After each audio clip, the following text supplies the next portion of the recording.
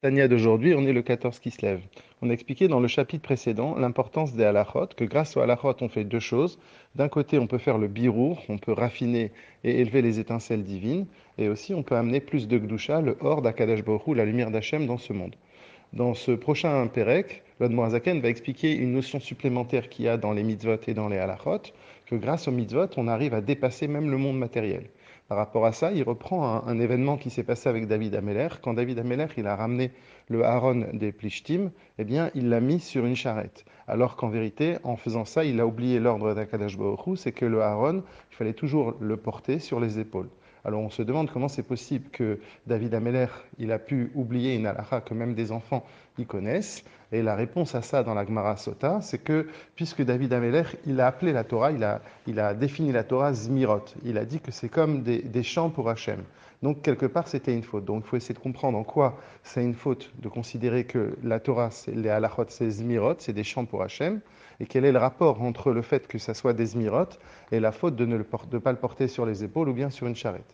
Par rapport à ça, justement, eh bien, on sait que euh, toutes les halachot, c'est la base, c'est grâce aux halachot, c'est grâce aux mitzvot que nous faisons que le monde existe. En d'autres termes, si par exemple un Kohen, il fait le korban et il va le faire comme il faut, avec toutes les halachot et tous les diukim, eh bien c'est grâce à ça qu'il va y avoir le shefa, l'abondance dans le monde. Il va y avoir le yichud, l'unité d'Hachem, et il va y avoir la shefa. Si Chas v'Shalom, le Kohen, au lieu de mettre le sang à droite, il le met à gauche, ou bien il ne met pas le sang dans un keli approprié, à ce moment-là, il va y avoir un manque de gdusha, un manque de sainteté qui va descendre dans le monde. De même, quand on met les tefilines, si on met les tefilines comme il faut, et bien dans les tefilines, justement, ça représente le mohar, la tête, avec le cœur, et bien justement cette idée-là, elle existe dans Akadash Baruch Hu, et ça va se répandre dans le monde. Donc en deux mots, c'est que grâce aux mitzvot, eh bien c'est grâce aux mitzvot que le monde il arrive à vivre au quotidien. Nous, on ne le voit pas, on croit que le monde il fonctionne naturellement, mais en vérité, tout le fonctionnement du monde, il dépend de nos mitzvot. Et c'est ça que David Ameller, il a dit dans le Teilim. Qu'est-ce qu'il a dit? Il a dit Ma gadlu ma'asecha Hashem, combien ils sont grandes tes actions Hashem, et amku marchevotecha, ta pensée Hashem, elle est profonde.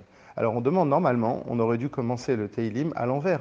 On aurait dû dire d'abord il y a la pensée, et après il y a l'action. Toujours ça fonctionne comme ça, que d'abord on pense et après on agit. Et là dans le Teilim, on glorifie d'abord l'action d'Hachem, et après seulement on glorifie l'intelligence d'Hachem, la marchava d'Hachem.